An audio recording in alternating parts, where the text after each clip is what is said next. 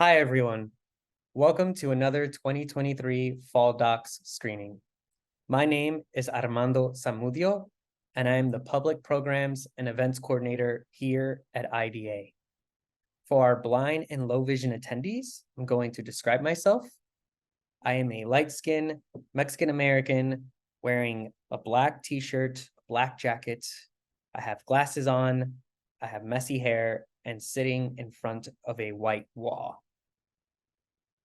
Thank you to our media sponsor, KCRW, for sponsoring our 2023 FallDocs.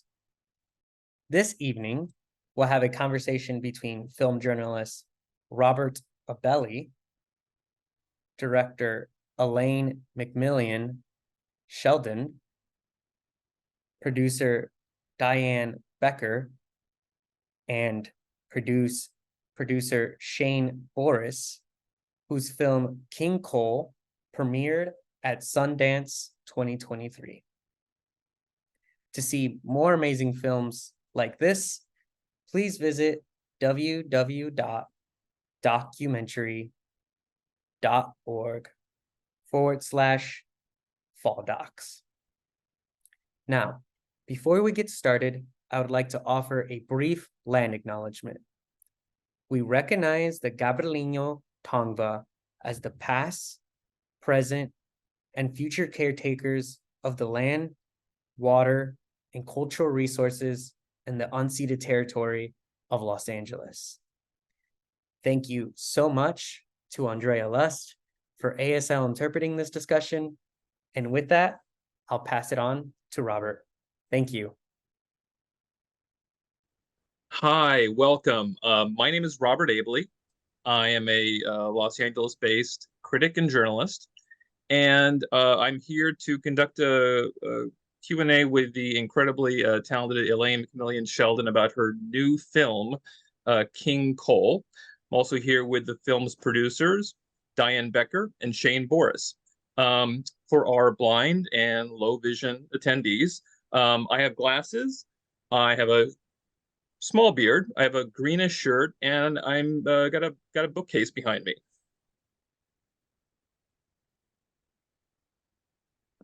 Oh, Elaine, you want to? Sure, I'll introduce myself first. Yeah. Thank you for having me. And Robert, it's really wonderful to meet you. I'm Elaine McMillion Sheldon. I'm the director of King Cole. I am wearing a blue scarf and a blue dress in front of a gray wall with a bookcase. Happy to be here. I'm also wearing glasses. Diane. Hi, everyone. I'm Diane Becker. I'm one of the producers of King Cole. I am wearing a black sweater with white stripes and a V-neck. I'm wearing glasses and I have sort of medium brown hair. And there is a couch and a corkboard and a poster behind me. Go ahead, Shane. Hi, I'm Shane Boris. Also really grateful to be here with all of you. Wearing a black button-down shirt and a green undershirt, black hat, and sitting in front of a curtain and a wall in a hotel. Well, everyone, thanks for being here. I'm just going to start off by saying when I saw this, I was transfixed by it. I love hybrids, but I have to ask, Elaine, you could have approached the subject with interviews, with expert history, with graphics and like politics, and suddenly you'd have an issue movie, but you were clearly after something different, like something more personal, evocative, dreamlike, observational, even hopeful. Can you talk about how that came about? Yeah, well, I think first, like most filmmakers, we surveyed what had been said already, and the landscape of documentaries about fossil fuels and coal generally do take the approach that you're talking about with interviews and facts and figures. But we knew kind of early on that the story we wanted to tell was one that facts and figures actually don't make that much sense in. So if we have less than 10,000 mining jobs in West Virginia, how could coal have such a presence in our lives as such a small number? And so facts and figures almost don't apply to this story, which is one of the soul and the psyche. And so we had to figure out cinematic tools that would let us dig beneath the surface of what our general political conversation is, or our sort of shorthand for this energy conversation to talk about something that's deeper, and that's identity and its relationship to extraction. Diane and Shane, how did you come to this project, and how did Elaine maybe explain it to you? You Shane, can you start. Go ahead. Go ahead, Shane. Okay.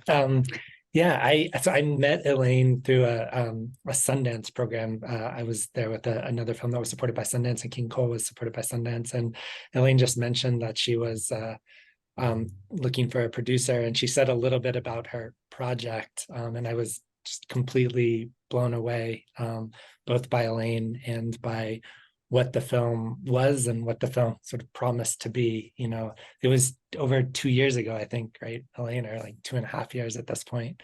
And I think I could just tell the promise of the film, and that Elaine was the only human being in the world that could make this film in the way that she was describing, and I was really enamored with that.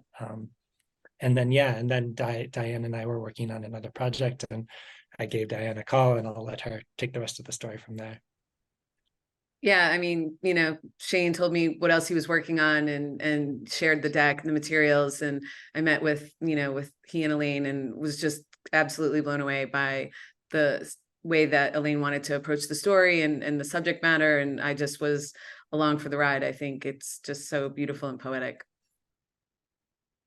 Elaine, how does something like this start? I mean, do you let it tell you what it's going to be when you start shooting? I mean, Yeah, most people that I spoke to, friends, family, along the way of making it, I just would rather not talk about the film because I didn't know what I was doing. I feel like the process of making this film was mostly me being uncomfortable and getting comfortable with not knowing what was next, and trying a lot of really bad ideas, including at one point the film had goggles, and that's how we were traveling between these different realities. I mean, we went through all these crazy ideas. I mean, Shane and I had written the film in the process of looking more like a fairy tale. There was so many iterations of it, but it took all those iterations to sort of come to the balance that the film needed, which is it's grounded in reality. We started the filmmaking with cinema verite scenes of Cole culture. So that's the first thing we started doing, was documenting Cole rituals. So, you know, fake coal dust being thrown on 5K runners, and minors in the classroom, and pageants. And that really started because those things are dying, and some of them are new, some of them aren't dying, but they're mostly fading traditions. And so as someone who grew up in the coal fields, I wanted those to be documented. So that was the first thing. And then COVID hit, and that's around when Shane came on board, and I was doing a lot of writing, and my personal sort of memory started seeping into it, and eventually it became a film about memory. Eventually it became a film where the voiceover was working on all these different levels, but it really was a like, let's try something. Is it working? No, let's adapt. And finding the hybrid form that worked best to tell a story that wasn't just about the present or past, because we do tell, you know, stories from the archive, but also sort of painted an imagination of the future. And, you know, using two girls, we didn't know we were going to be casting dancers for the film when we first started it. So we really were kind of along for the ride, holding on to what the film was demanding. do you have like aha moments when you're kind of shooting, thinking about it, putting things together? I mean, can maybe each of you talk about like a moment where you thought, okay, this thing has moved forward a lot now? Do you guys have one you want to start with? I mean, for me, it was closer to the end, right? The funeral scene towards the end of the film, you know, was such a big production for a documentary in many ways, and Elaine and the team had worked so hard to gather everybody together, and I think for me that was, you know, sort of one of the culminating things we filmed. And so it really, just watching that moment sort of just come together with everybody, I think was when I started really seeing the magic of everything we were putting together. What was the genesis of that funeral scene? It is such an amazing sequence.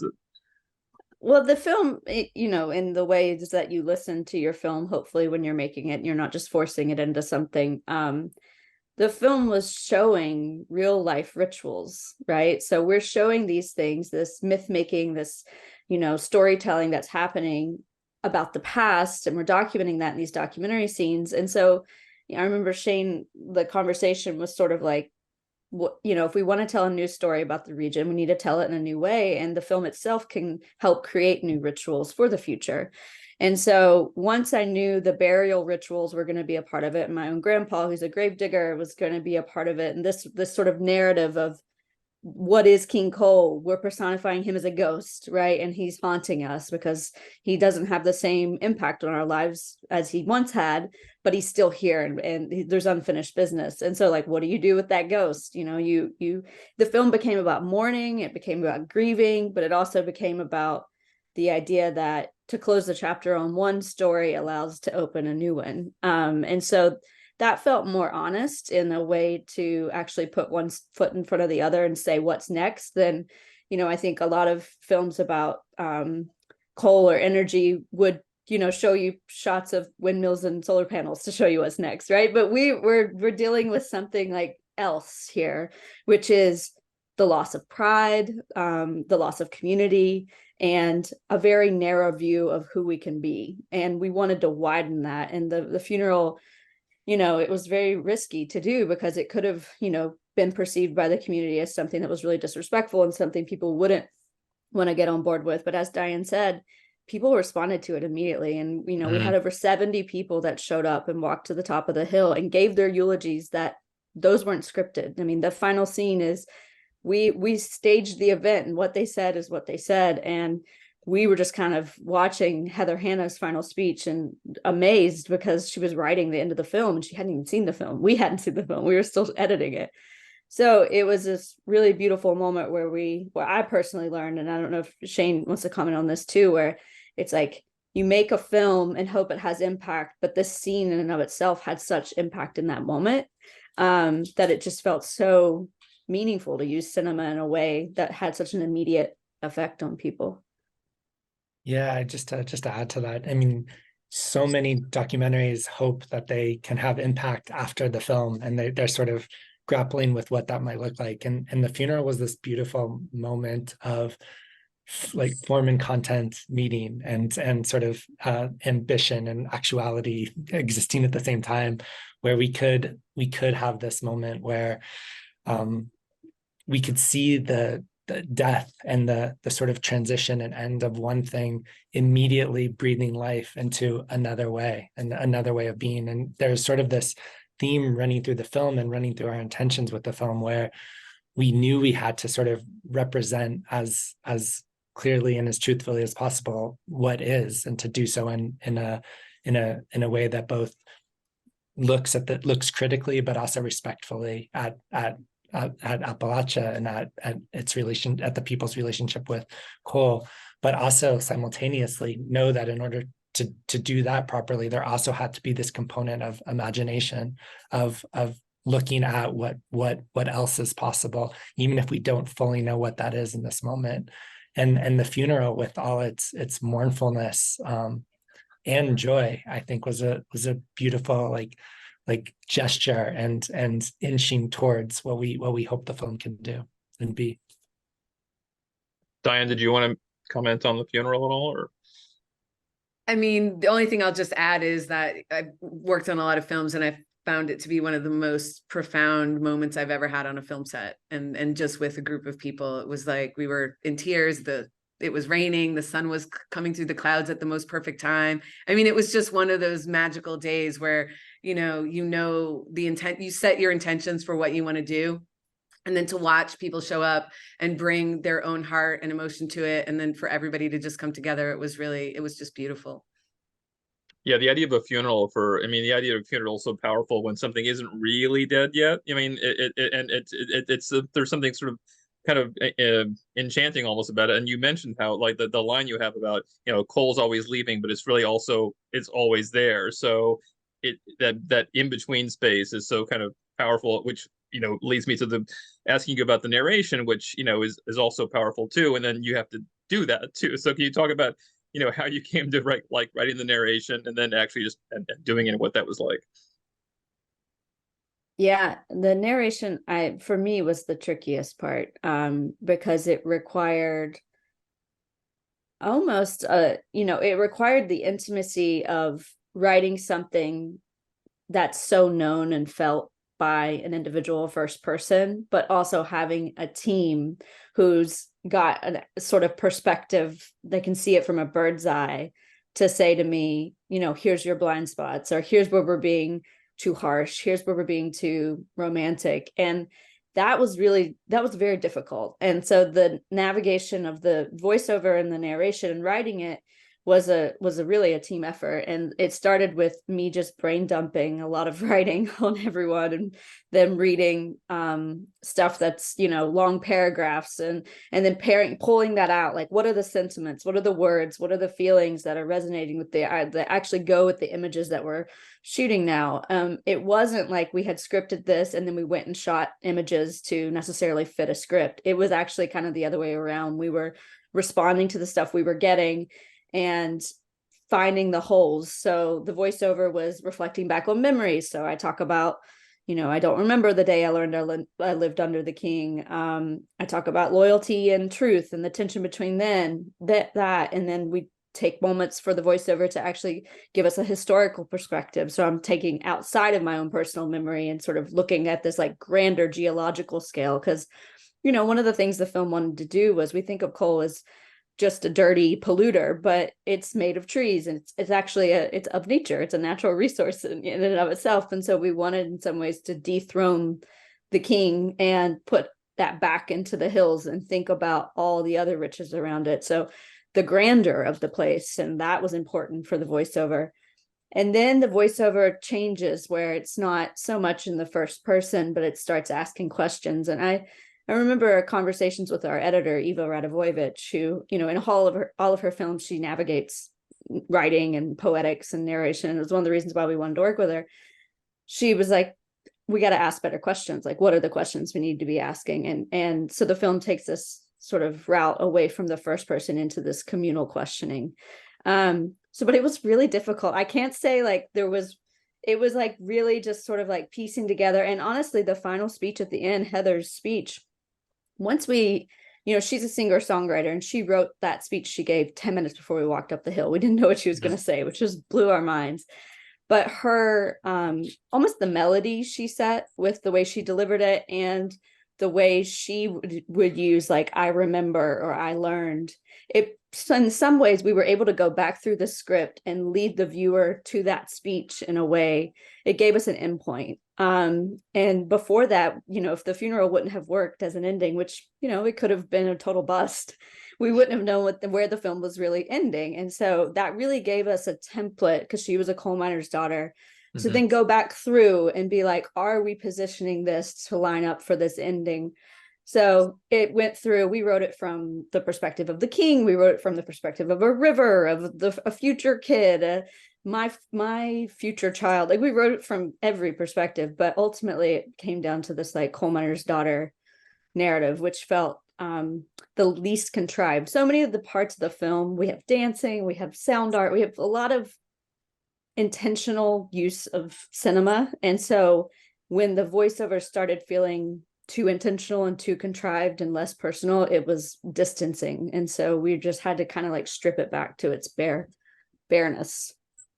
Yeah, and just add a couple other thoughts. I think that was, Elaine, you described it all, I think, really perfectly. And also there is the finding the point of view, as Elaine was saying, was the sort of most difficult part in that entire process. And it's both who the point of view is coming from, a personal coal miner's daughter, but also how does it see king coal, and how does it differentiate between coal and what coal has been and its kingship, and where it is in its life of being king. And I think that was one of the ongoing processes with Eva and Diane and Logan, another contributing writer, and every Curran, the whole team, Molly. And I think part of that, and as sort of as identified in the funeral scene, is seeing that we can see Cole in all of this, like the multitude of ways that we see it, and see how much it contributed, and also recognize that the king is frail, and that the king is dying, and that in order for the king to die respectfully and peacefully, the community has to do something about that. It doesn't happen. It doesn't happen without the like agency of the people who have lived with King Cole. And so that sort of emerged, we knew that in a very abstract, wordless way from the very beginning of making the film, but the clarity of that emerged as we were writing. And I think once we understood that in words, also the film, we understood a little bit more of what the film wanted to be and was asking to be. And I'll just add one more thing. Elaine's voice, her own personal voice, was not really going to be part of the film until the day we picture locked, like the absolute last second.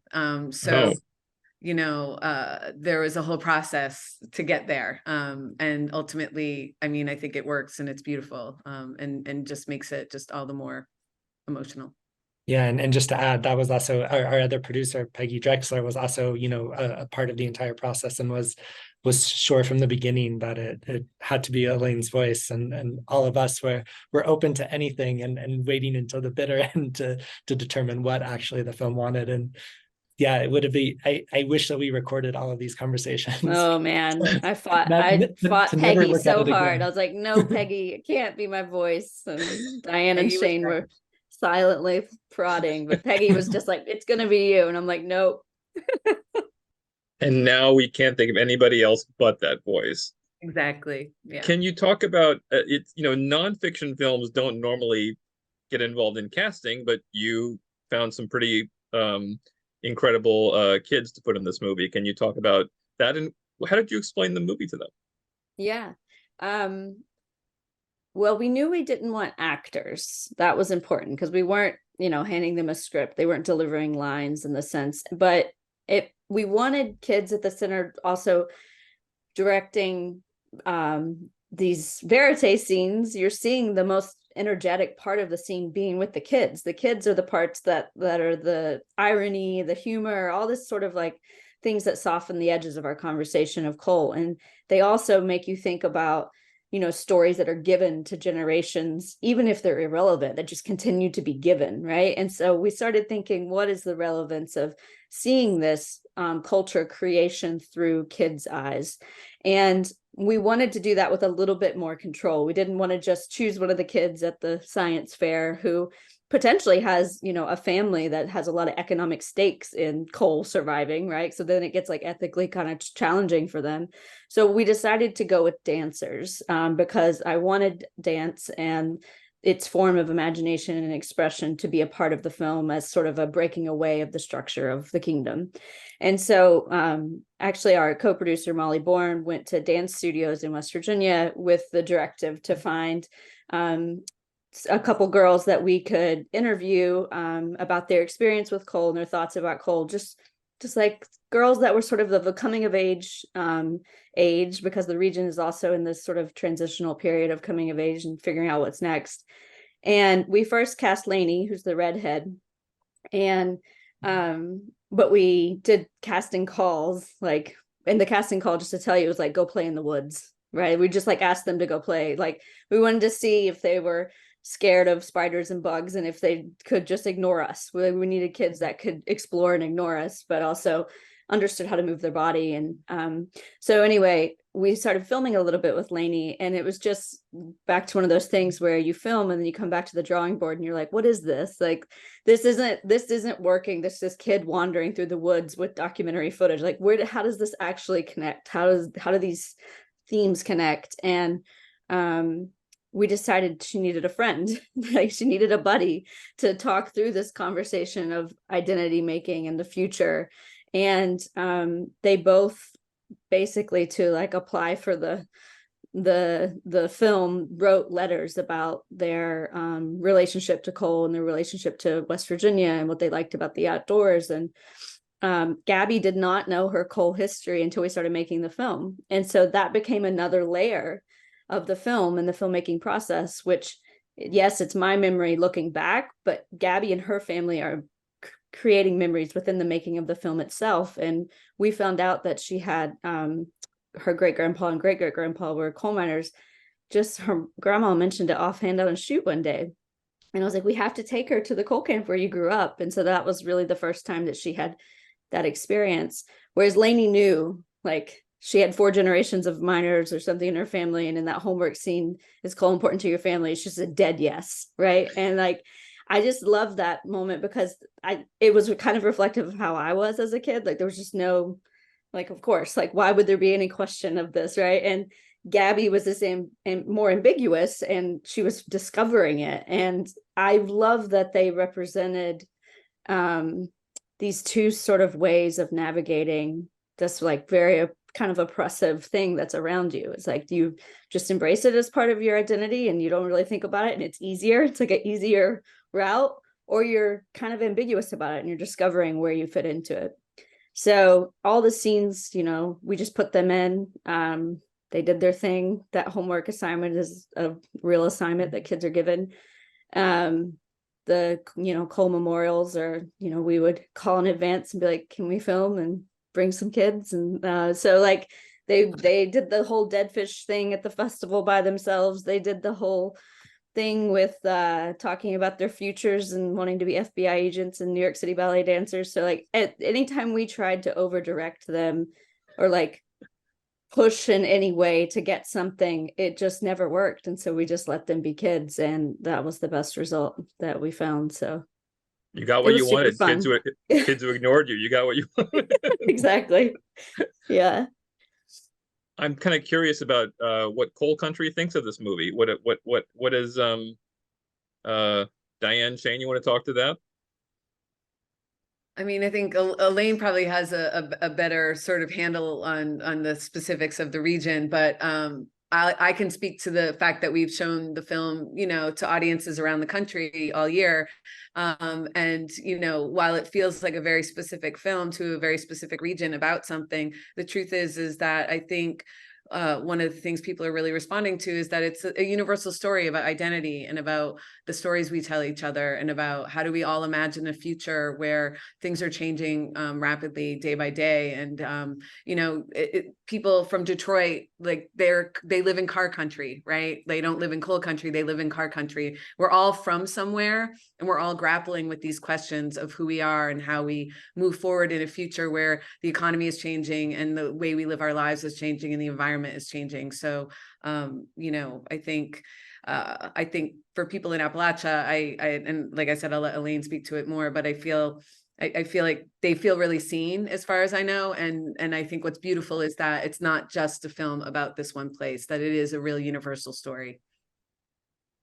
Yeah, I've been really relieved at the response locally. I mean, it's always the fear that you make a film that's about your community and you've misspoke on their behalf. And certainly that was, you know, I didn't really mention it, but you know, when we're writing, that's the people I'm writing to. I'm writing as both an insider and outsider, as someone who's left and returned, as someone who has a love-hate relationship with this region, who, you know, I love it, but it doesn't always love me back. And so that, I think that tension is felt by a lot of people. And I think I say things in the film and show things in the film that people haven't felt they haven't been allowed to say. And so I think in some ways the film is uncomfortable at moments, you know, with sometimes like the Mingo tree moment, you can see people really squirming, or I don't know, moments around labor history or different things. Like people have different prickly points, but ultimately the responses we've gotten has been, you told the truth. And I think that's so incredible for this hybrid film, which plays with imagination and myth, for people locally to not really care, you know, is that staged, or are they dancing there naturally, or did they just like happen to be there and catch them? They don't, it all feels emotionally true, which I just am so grateful for. Because I think in nonfiction, my previous rules around what I did and didn't do with my films like Heroin and Recovery Boys, like if I missed something, I missed it. I didn't ask people to repeat. I've never staged anything before this film. And so I really broke all my rules. And my fear was that we would break too many rules and it wouldn't resonate as true for people. And what has proven true is that we were able to hit something actually a little deeper by putting a little bit of play between a tough topic, and it allows us sort of a different mirror into it. Whereas when you just state things directly, and as you're usually stating them, it can feel too harsh or it can feel too on the nose. So my dad said, who's, worked in the coal industry his whole life, he said, the first time you watch the film, you watch it with all your bias and you're waiting to get upset, right? So like whether you're pro or anti, you're looking for, does it represent you? The second time you watch it, you're learning and you're like, oh, this is actually not about me. This is about this is about my community. This is bigger than me. And then the third time it's so emotional because there's this grieving process that is then washing over you. That's allowing you to see yourself as part of a whole. And I really appreciated that reflection. So far, so good. We had a sold out 400 seat theater in Charleston, West Virginia as the premiere, and it just showed to almost a sold out show in the coal fields a couple of weeks ago. It showed at Virginia Tech, which is like very, very mining heavy, and that theater was almost full. The Q&As have been incredible. People, it's been really meaningful. It's been like a very healing film for me. I didn't know how much I needed this film to sort of come to terms with things, and I think other people feel that way too. Well, it's like the difference between a movie that just wants to inform you and a movie that wants to let you into something and kind of invite you to an experience and a people. Yeah, and Steve Bogner, our friend, recently saw it in Columbus and said, I really appreciate that this film doesn't, it provides a space for contemplation. And he's like, it's not necessarily telling you to take a next step, an action, but it's telling you to actually take a pause. And I really thought that was a beautiful way of feeling the, sort of the impact and the action. Well, Elaine, you say in the film, this place knows how to dream. So what does that dream look like to you now? Oh, that's a big question. So many things. I think one of the biggest things, and we discount the role of stories. Maybe we don't, because we like films and stories, but I think as a society, we aren't reflective enough on whether the stories empower or disempower. And for me, no matter what comes next economically, whatever solutions come with it, I have a hard time believing it will come with the rituals and myths that this industrial behemoth of the past 150 years had to have our loyalty. So now the dream is put back on us, and it's asking us to what we want. And that requires agency. And that requires, my home state of West Virginia has been flooded with opioids, has been experiencing generational poverty. There's a lack of feeling like we have control over our lives. And I do think that's, partly intentional politically too. It's like keeping people in a state of feeling like their lack of options. And so I guess my hope is that this film doesn't prescribe one way, but reminds us that it is up to us to imagine other ways. That if we are just going back to the drawing board of all the ways we've come from and just looking around for the solutions on the floor of what we've tried in the past, we're going to get the same results we've already gotten. So yeah, and Shane probably has something more brilliant to say than me about this. No, that felt pretty brilliant to me, as everything else you said. I think that's exactly it. There's the sort of diagnosis and the prescription, and I think one of the things we were trying to look at is, and looking at the sort of like power relations that have existed over these past 150 years that have caused a mono industry to have rulership and dominion over an area. And also the fact that in order to move past that, there are political, economic, social, actions that are required. But before all of that happens, the sort of the root of it is believing that there is another way. And I think that it's not so much the specificity of the dream as the fact that the region does know how to dream, and that those other ways are possible. And I think, I feel when I heard Elaine speak that first time on that Zoom call with so many other people, like I could feel that emanating from her, and simultaneously a humility and a recognition of not knowing all of the answers, but knowing that there is this other story that needs to be told, that isn't just from Elaine's imagination, that's actually there, that's actually a felt truth when you're there and you're interacting with people and sharing that lived experience. And so for me, that the film does that, the people we spoke to, we interacted with while making it does that, and the people we've shown it to. I mean, I think one of the most beautiful parts of the experience of making this has been going to the screenings, and at some point there will just be half of the film will be from the region, half of the theater will be from the region, and articulating that fact that Diane said of being seen and of understanding something almost in a subterranean way that had been made manifest. And it's that beautiful thing that art sometimes, if it's lucky enough, at its best can do. It's just to say that's the moon you've already seen, and here's a new way of seeing this thing that you live with every single day of your life. And that's the hope, and I think that's what the film is able to do at its best and at its best moments. Diane, did you want to say anything? I mean, that was kind of perfectly articulated. I don't know how you follow that up. Well, other than, it's just, I think it's been really gratifying watching people all around the country come and see it and see themselves in it.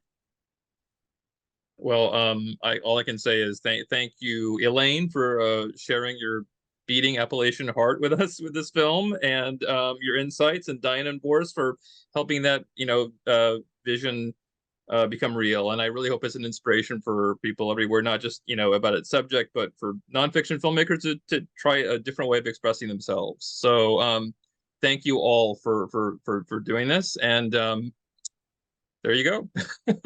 Thank you, Robert. This is Thanks, awesome. We Robert. appreciate it. Yeah, Yeah, thanks so much thank for you. having us. Deeply.